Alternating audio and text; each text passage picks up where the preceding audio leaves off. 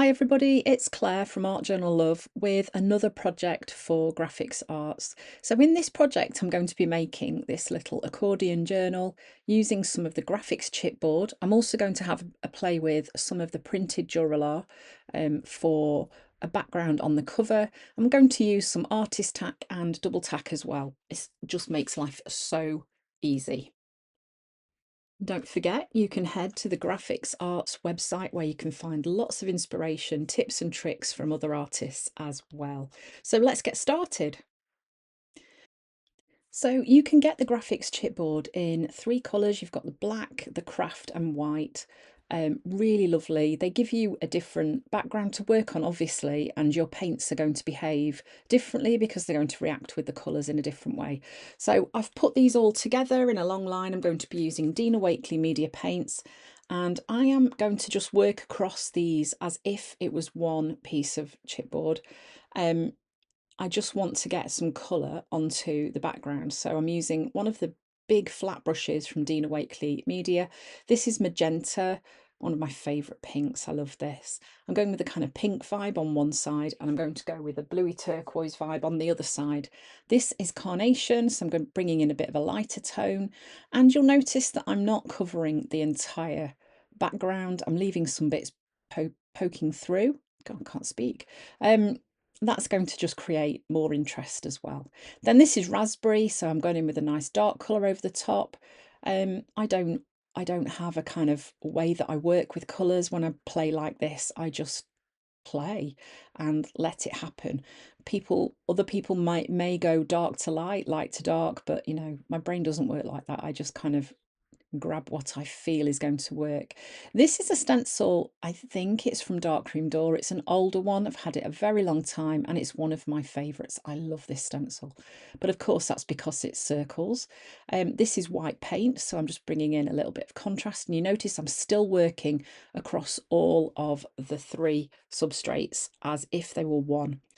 These are going to be cut up into smaller pieces, and there's that trick with mixed media art that you create big, make something small, and it just works. I can't explain why, it just does. So now I'm going in with mustard and I'm just doing some brush strokes across to break up the backgrounds. Remember, these are going to be cut up, so we'll only see little pieces of these lines, not the whole thing. So that's why I'm coming in from different angles and different places on the chipboard, just to pop some marks on there. So I've got a little bit of another colour, which adds another touch of contrast. So then I'm cutting them up. I'm using little guillotine for this. You need to go over it a couple of times and flip it over and cut in the same place on the reverse, and it just pops apart really, really easily. So I will pop the measurements on screen of what I've cut these to. Off the top of my head, I can't remember. So then the tape that I'm using here is a Dina Wakley Media sticky back canvas tape. It's a lovely texture which will accept paint really readily, so I can kind of paint over these. Now, if I'd thought about this, I could have done this differently. I could have cut the chipboard to size, stuck them together, and then added my paint, but then I wouldn't have got that kind of more organic feel with my background. So I can go in after and add colour to the tape so it disappears, because at the minute it's quite bold, and I want to be able to work across the accordion journal on some of the pages. So I'm just going to go through and stick the pages together. You need to make sure you leave a little gap between your pages so that it can bend easily and isn't going to put any strain on the spine fold. And you can see that I just kind of tested it, and I'm going to stick these on and make sure it still works. Yeah. Then when I've got those on, I'm just seeing whether it works, going in with a little bit of colour and just adding a little bit of colour to those tapes. You can see that just pushes those away, so that works really nicely.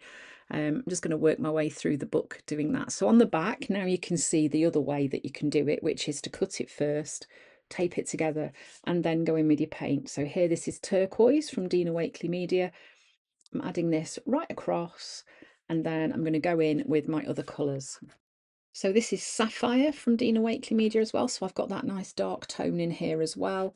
And then once I've finished with the Sapphire, I am going in with the same stencil that I used on the other side and some watery. So it's a really pale blue. White would work just as well, but I'm just wanting to kind of knock that background down a little bit, and using a really pastel colour or even white is a great way to do that. Okay, so these are the printed Duralar sheets. This one is a grungy vibe designed by Kat Kerr. And I just spend a little bit of time here kind of auditioning bits and going, what's going to work on the cover of my journal? Because I wanted to add a little bit of interest on there. Um, and just kind of working out which one I want to go with. And I think in the end, I go with a piece that's got some text, that bit there on it, cut a piece down, and then I'm going to add some colour to it. So one of the great things about Duralar is it is like a transparency. It will accept paint, it will accept alcohol ink, so you don't have to leave it as it is. You can alter it. Even with paint pens, there are so many different things you can use on it. And so you can add more, and more is always better, right?